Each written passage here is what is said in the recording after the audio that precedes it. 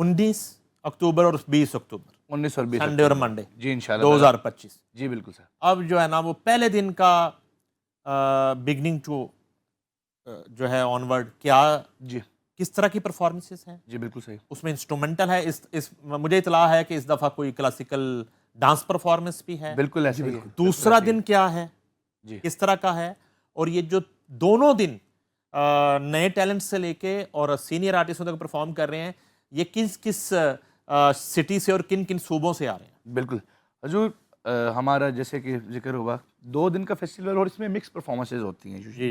इसमें अच्छी क्लासिकल गज़ल से लेकर ख्याल तक, गज़ल, ठुमरी, काफ़ी और ख्याल। तो हमारा जैसे कि एक यंग एम्पावरमेंट का भी हमारा जो एक सिलसिला चल रहा है, तो हमारी जो पहली परफॉर्मेंसेज होती हैं हमारा ये होता है कि 4 परफॉर्मेंसेज कम से कम जो हों वो यंगस्टर्स की और राइजिंग स्टार्स की हों।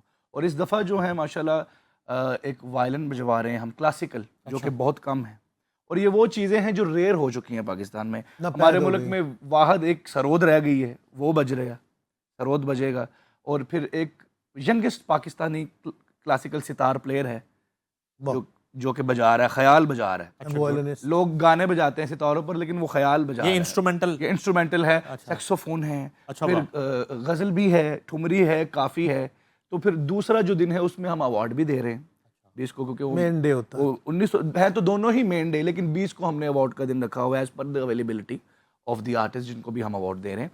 तो फिर उसके अंदर फिर जितने भी घरानों के आप कह सकते हैं कि जो अपने अपने घरानों के कस्टोडियंस हैं वो परफॉर्म कर रहे हैं। पटियाला घराने से परफॉर्मेंसेज हैं, ग्वालियर घराने से परफॉर्मेंसेज हैं, और जो डिफरेंट इंस्ट्रूमेंटलिस्ट हैं, जैसे कि सैक्सोफोन बज रहा है, क्लैरिनेट बज रही है, लेकिन सब कुछ हो रहा है क्लासिकल के ही जुमरा में, उसी जोनरा में। लोग अपनी अपनी चीज़ को पेश कर रहे हैं, लेकिन उसको क्लासिकल ढंग से पेश कर रहे हैं। और एक और हजूर बात मैं क्लियर करना चाहूँगा, कई लोग समझते हैं कि हम लोगों के साथ कई लोग परफॉर्म नहीं कर रहे बरसी में, लेकिन हम क्या करते हैं, हम हर किसी से रब्ता करते हैं, हम हर किसी को अपॉर्चुनिटी देते हैं और उनकी अवेलेबिलिटी पूछते हैं कि वो अवेलेबल हैं या नहीं। चंद आर्टिस्ट नहीं भी अवेलेबल होते, क्योंकि कुछ लोगों के हमें शिकवे आते हैं कि वो नहीं थे, उनको क्लियर करने के लिए बता रहा हूँ कि हम हर किसी से रब्ता करते हैं कि आप परफॉर्मेंस के लिए अवेलेबल हैं।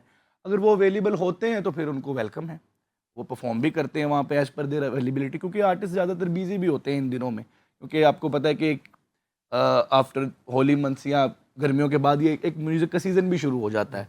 तो मैं उन लोगों से ये कहूँगा कि जो आर्टिस्ट नहीं आते वो बिजी होते हैं अपने काम से, हम हर किसी से रब्ता करते हैं। और अच्छा, अदरवाइज जो है जाहिर है कि आप जो है वो शाम 84 म्यूज़िक सर्कल जो है जी ऑर्गेनाइज कर रहा है एक चीज़, उस्ताद शफ़कत अली ख़ान की मौजूदगी में। जी तो एक आपने भी तो फैसला करना होता है ना कि किस घराने में भी जी जो है ना बेहतर परफॉर्मेंस कौन सी, बेहतर परफॉर्मेंस कौन सी है। ठीक है। अब कोई समझे ना समझे, ये एक मैदान तो है ना। जी बेशक मैदान तो है। यहाँ से जब इस दफा आप जो है नया टैलेंट बहुत ज्यादा मुतारफ करवा रहे हैं जी, तो वो कल को बहुत बड़े नाम बन जाएंगे, बड़े नाम बनेंगे, तो यहीं से निकलेंगे तो नाम बनेंगे। तो आपने इसलिए भी तो फैसला करना होता है कि मेरिट किसका बनता है, मेरिट किसका बनता है, किसका नहीं बनता। यानी कि आप लोगों ने, खासतौर पर उस्ताद शफ़कत अली खान ने या फैज़ान अली खान ने जब फैसला करना होता है, तो ये जो टीवी पे म्यूजिक के मुकाबले चल रहे होते हैं उस तरह की जजमेंट थोड़ा ही आप करते हैं। वैसी जजमेंट नहीं कर सकते, गा के नहीं दस सकते, हाथ से बता रहे होते हैं कि तुमने थोड़ा सा यहाँ से सही नहीं गाया। बिल्कुल आप ठीक कह रहे हैं, बिल्कुल तो उस तरह की आपकी जजमेंट नहीं, हाथ वाली आपकी तो गले वाली जजमेंट, क्राफ्ट पे जजमेंट है, ठीक है ना जी। तो आपकी तो एक नेचुरल और ओरिजिनल जजमेंट है। 100%। और आजकल जो है वो चल रहे हैं मुकाबले, फलाना आइडल फलाना, ज्यादा जज जो बैठने हाथ नाल दस देने, वो गूगल ही नहीं करनी, जिथे गला नहीं चलता हाथ चलता, हां हाथ से चलना, वो हाथ नाल दस रहे होंगे कि थोड़ा सा यहाँ से यहाँ कर, ऐसे कर लें। तो ये म्यूजिक के हालात चल रहे हैं। तो हम तो सेटिस्फाई हैं कि आप जो लिस्ट बनाते हैं, जब हम वहाँ पे बीइंग ए मीडिया सुनने बैठते हैं, हम कवर करने बैठते हैं, हमारा काम है ऑब्जर्वेशन, ठीक है जी। हम जब बैठे होते हैं और पूरा हॉल जो है ना, जब उसकी जो है ना हू निकलती है और जब उसकी क्लैप आती है और जब उसकी तरफ से दाद आती है, तो हम वो सारा ऑब्जर्व कर रहे होते हैं। बिल्कुल। और मुझे नहीं कभी याद सलामत में लगा कि कोई पर्ची गा गई, आज के दिन, अच्छी बात, आज के दिन तक बहुत लोगों के नेम सब फोन आते हैं, बड़े बड़े, मैं नाम नहीं लूंगा, हम कहते हैं नहीं जी ये मेहनत करके हमें बताएं, तो वहां सिफारिश नहीं, वहां काम है। कोई इंसान मैं आज अनाउंस करता हूँ जिसका कोई बैकग्राउंड नहीं, कोई घराना नहीं, कोई पावर नहीं, वो किसी फुटपाथ पे बैठा वो गाता है ना, मैं उसको याद इस्लामत पे बैठाऊंगा, उसको स्किल होनी चाहिए। दिस इज़ व्हाट याद इस्लामत के फेस्टिवल का मतलब है। अदरवाइज़ अगर इस तरह पर्चियों पे चलेगा फिर तो वो तो पैसा कमाना हो तो फिर पर्ची चल जाती है। मेरा देखें अगर चाहता तो ये बहुत इनको आगे ले जाता, लेकिन याद इस्लामत का मकसद, और एक बड़ी दुख की बात है पाकिस्तान में आर्टिस्ट बहुत कम हो गए क्लासिकल के, इसलिए टैलेंट ढूंढना ही पड़ेगा। और उस पे बच्चे निकले आगे आए। ठुमरी ख़ासतौर पे फीमेल, कोई ठुमरी गाने वाली नहीं रह गई। और कुछ लोगों को हमने बुलाया है, और कुछ आर्टिस्टों को मैं ये भी कहूँगा कि मैं उनके वीडियोस सुनता हूँ, देखता हूँ, बड़ा अच्छा गाते बजाते हैं। जब उनको बुलाया जाता है तो वो परफॉर्म कहीं नहीं भी करना चाह रहे, मुझे इस बात को भी खोल के रखूँगा। तो फिर मुझे ऐसा फील होता है कि यार जब हम आपको बुलाना चाह रहे हैं आप नहीं आना चाहते। अब अगर इस बात को कोई मुकाबले में ना समझे या बुरा ना समझे, क्योंकि लोग गलत ले जाते, तो मेरा बड़ा दिल करता है कि मेरे साथ बल्लू खां बजाए आके, क्योंकि मैं उसका फ़ैन हूँ, वो अच्छा आर्टिस्ट है, तो सोलो भी बजाए। तो मैं नेक्स्ट टाइम सोच रहा हूँ कि बल्लू खां साहब को भी, वो एक अच्छा आर्टिस्ट है, और उनके वालिद साहब ताफ़ो खां, तो वो तो दुनिया में जहाँ तैयारी ख़त्म होती है तबले की, वहाँ से उनकी शुरू होती है, मुझे नहीं और बाकी चीज़ों का पता। तो वो लोग जो छुपे हुए हैं और लोग गलत बातें फैला देते हैं कि शायद जी आपको नहीं बजाना, हम चाहते हैं। बल्लू खां साहब जैसे लोगों का होना बड़ा ज़रूरी है। ये टाइकून टाइप पीपल हैं, और यहाँ कोई मुकाबला नहीं। उनकी जो स्टेज वैल्यू है यहाँ आएंगे तो बड़ा अच्छा ज़रूरी है वो आके। सलामत खान साहब के फ़ैन भी हैं ये लोग। तो मैंने आज एक मेरी ज़िंदगी की एक ख्वाहिश रह गई कि मैं ताफ़ो साहब के साथ नहीं गा सका। मैं ज़िंदगी में सब तबलियों के साथ गाऊँ, नाम लेने का टाइम नहीं है मेरे पास, इसलिए कि बहुत सारे फिर किन किन का नाम लूँ।